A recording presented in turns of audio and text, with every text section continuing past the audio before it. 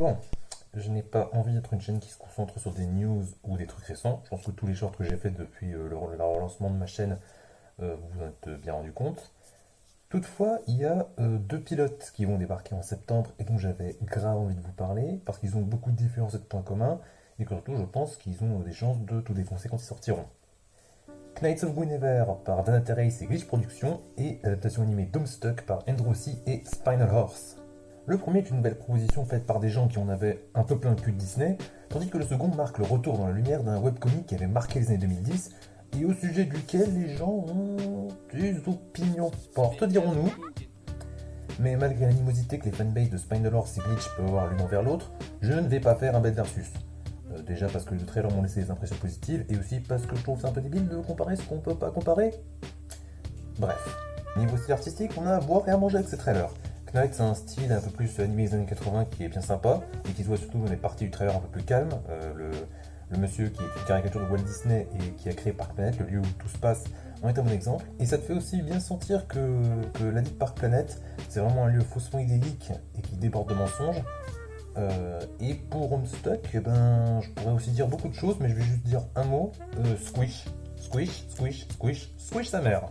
Niveau vibe, même si les trailers ne montrent techniquement pas beaucoup de choses au sujet de leurs histoires respectives, ils arrivent quand même bien à faire sentir, à faire passer leur ton et ambiance respective, je trouve.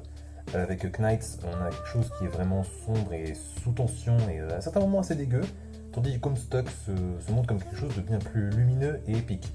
Ça, il n'y a rien à redire sur la communication des tons et des vibes, je trouve. Alors niveau voice acting, on n'entend pas beaucoup dans Knights, sauf pour un petit monologue d'ouverture assez sympa, et la scène avec le mec dont je vous ai parlé avant, celui qui est joué par ProZD.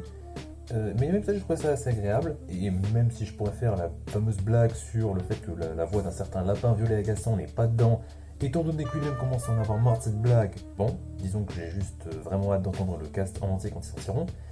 Pour Homestuck, c'est différent, j'ai pu entendre un peu plus les acteurs, et autant je les ai trouvés aussi très sympas à entendre, autant il y a une partie de moi qui a quand même trouvé qu'ils se retenaient un petit peu trop, ce qui marche bien pour quelqu'un comme Rose, mais qui marche moins pour des gars comme John et Dave. Aussi une bonne critique, mais un truc qui m'a fait un peu rire, c'est que tous ceux que j'ai entendus, on aurait dit qu'ils s'étaient bouché le nez tout en récitant leurs lignes, et honnêtement, je trouve ça juste un peu rigolo quand même.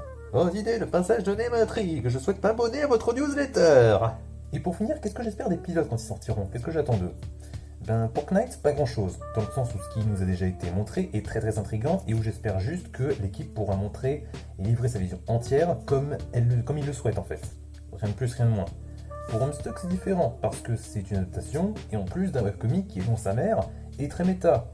Perso, connaissant un peu aussi sa façon d'écrire, j'aimerais vraiment beaucoup que Spinal Room ne se contente pas de nous re-raconter une histoire déjà racontée et qui se permette de changer des trucs, d'être un peu plus dans le côté adaptation, changer des petits trucs, des gros trucs, voire même peut-être faire comme dans le récent animé Scott Pilgrim, essayer de commencer l'histoire en nous faisant croire qu'on va nous la raconter normalement, et puis à un moment, ça déraille quand on s'y attend pas.